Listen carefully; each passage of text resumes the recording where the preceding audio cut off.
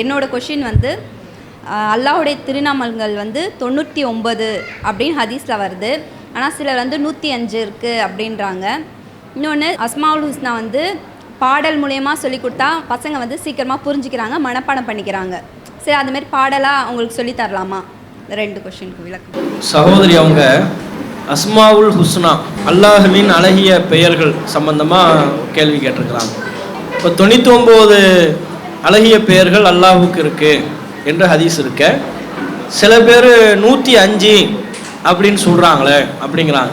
அவங்க அப்படி சொல்கிறதுக்குரிய காரணம், இப்போ குர்ஆனில் சில வார்த்தைகள் அல்லாஹுடைய பண்பை பற்றி சில வார்த்தைகள் பயன்படுத்தப்பட்டிருக்கும். அதை வைத்துக்கொண்டு அவங்க அதை ஒரு பேராக உருவாக்கிக்குவாங்க. அதனால் அவங்க 99க்கும் அதிகமாக 100, 105, 120 என்று பலவாறான மாறுபட்ட எண்ணிக்கையை சொல்கிறாங்க. அந்த எண்ணிக்கையை கணக்கில் எடுத்துக்கொள்ளப்படாது. ஹதீஸில் தெளிவாக நபிகள் நாயகம் அவங்க சொன்னதாக இருக்குது, இன்னலில்லாஹி திஸ்அத்தம் வ திஸ்ஈன இஸ்மா, அல்லாஹ்விற்கு 99 பெயர்கள் இருக்கிறது.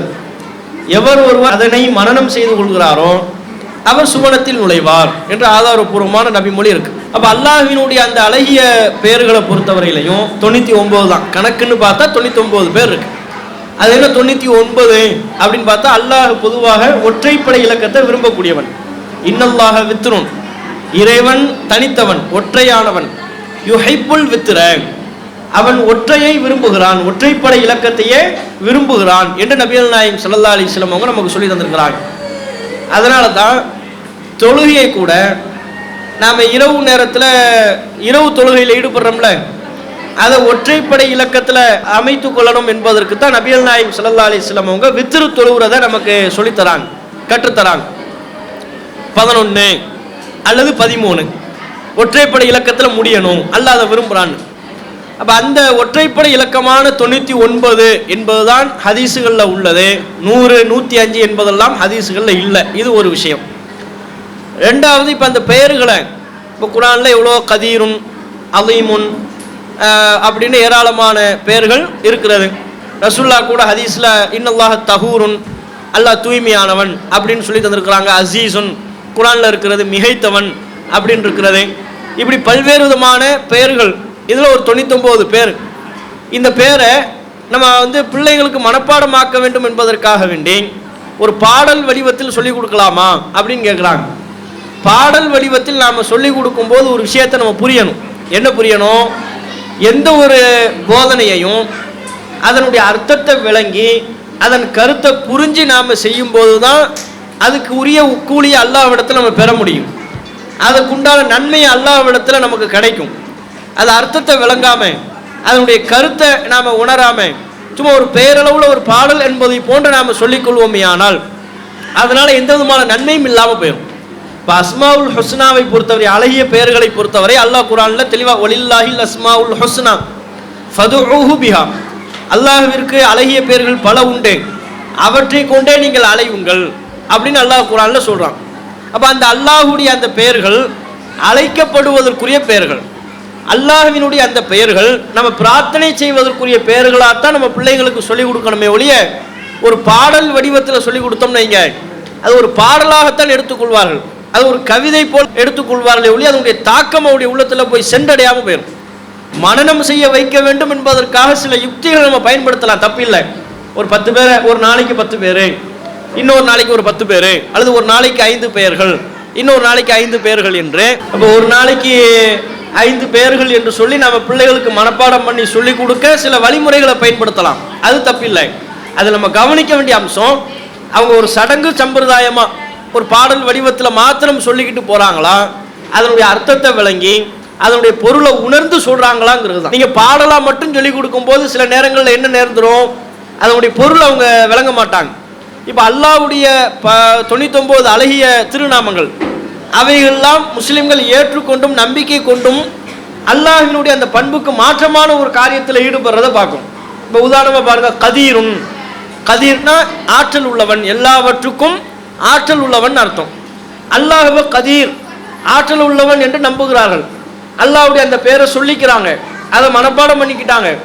ஆனால் தர்காக்களில் போய் அவுளியாவே எங்கள் குழந்தைய தாங்கன்னு கேட்குறாங்க, அவுளியாவே எங்கள் பாவங்களை போக்கிருங்கன்னு கேட்குறாங்க. அப்ப அல்லாஹ் ஆற்றல் உள்ளவன் என்று நம்புவதனுடைய அர்த்தம் என்ன? அல்லாஹ் தான் எல்லாத்துக்கும் ஆற்றல் உள்ளவனா இருக்கிறான். இன்னல்லாஹ் அலா குல்லி ஷைஇன் கதீர். கதீர்னாலே என்ன அர்த்தம்? எல்லாவற்றுக்கும் அல்லாஹ் ஆற்றல் உள்ளவன் என்று பொருள். அப்ப எல்லாத்துக்கும் ஆற்றல் உள்ளவன் அல்லாஹ்வை சொல்லிட்டு கதீர் என்று சொல்லிவிட்டு தர்காவில் போய் அவுலியாவே எங்க பாவங்களை மன்னிங்க அப்படின்னு போய் கேட்டா இப்போ அவர் அந்த பேரை மனப்பாடம் பண்ணி எந்த அர்த்தமும் இல்லை, அந்த பேரை சொல்லி அவருக்கு எந்த விதமான நன்மையும் இல்லைன்னு ஆயிரும். அதே போல அல்லாஹ்வை பற்றி அவர் என்ன நம்புறாரு? அல்லாமுல் குயூப், மறைவானவற்றை நன்கறிந்தவன். அல்லாஹ்வுக்கு தான் குயூப்லாம் தெரியும், மறைவானது தெரியும்னு சொல்றாரு. அல்லாஹ் ஒருவனுக்குத்தான் மறைவானது தெரியும்னு பெயர்ல சொல்லிட்டு அதை மனப்பாடம் பண்ணிட்டு அதில் அவுலியாவுக்கும் மறைவானது தெரியும், அப்துல் காதர் ஜெயிலானிக்கும் நாளைக்கு என்ன நடக்கும்ங்கிறது தெரியும், ஷாவுல் அமீத் பாதுஷாவுக்கு தெரியும், அதுபோல இறைநேசர்கள் ரசுல்லாவுக்கும் மறைவானது தெரியும்னு நம்பினா இப்போ அவர் அல்லாமுல் குயூப் என்று உண்மையாக நம்பி இருக்கிறார், நம்பலன்னு ஆயிரும். அப்போ பெயரில் மனப்பாடம் பண்ணுறது மட்டும் டாபிக் இல்லை, அது மட்டும் முக்கியம் இல்லை. பாடலா ஒரு சம்பிரதாயமா ஒரு அர்த்தமே விளங்காம புரியாம மனப்பாடம் பண்ணி விட்டால் அதனால் அந்த நன்மையை பெற்று விடலாம் என்பது கிடையாது. அந்த அர்த்தத்தை அவங்க விளங்கணும், அந்த அர்த்தத்தை அவங்க புரியணும். அந்த அர்த்தங்கள் எந்த கருத்தை சொல்கிறதோ அந்த கருத்துக்கேற்ப அவர்கள் அல்லாஹ்வை மதிப்பீடு செய்து அல்லாஹ்விடத்தில் அவர்கள் நடந்து கொள்ள வேண்டும்.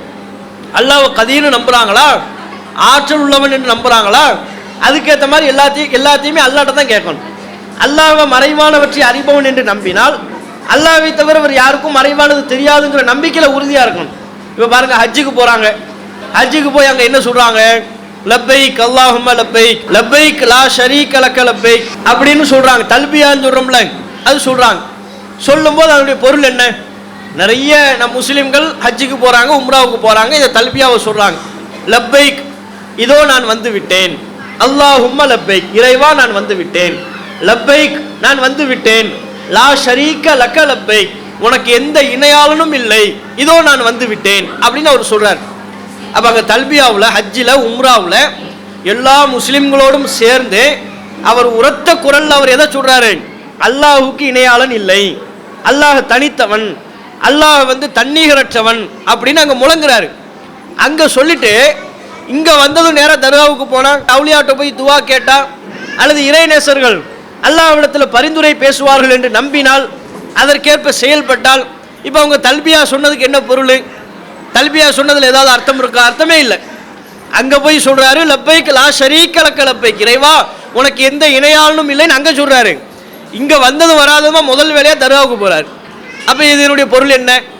தொழுகையில ஒவ்வொரு நாளும் ஈயாக்க நஅபுது வ ஈயாக்க நஸ்தஈன், இறைவா உன்னையே நாங்கள் வணங்குகிறோம், உன்னிடமே உதவியும் தேடுகிறோம்னு தொழுகையில சொல்லிட்டு தொழுகை முடிஞ்சிட்டு தர்காவுக்கு போய் அவுலியாவே உங்களை விட்டா எங்களுக்கு வேறு கதியே இல்லைன்னு சொன்னா இப்போ ஒரு தொழுதுக்கு என்ன அர்த்தம்? அர்த்தம் இல்லாம போயிடும். அது மாதிரி தான் அல்லாஹ்வுடைய அழகிய திருநாமங்களை நம்ம பிள்ளைகளுக்கு சொல்லி கொடுக்கறதா இருந்தா நீங்க பாடலா சொல்லி கொடுக்கறதுல உள்ள மிஸ்டேக்கே என்ன வந்துடும்? அதை நம்ம கவனிக்க வேண்டிய அம்சம் என்ன?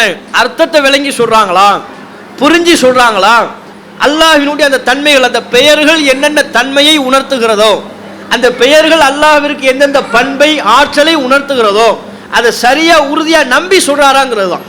அந்த அடிப்படையை தான் நம்ம பிள்ளைகளுக்கு கற்றுக் கொடுக்கணுமே ஒழிய அதை நம்பிட்டாலே போதும். அந்த அடிப்படையில் ஒருவர் மனநமிட்டு விட்டால் போதும்.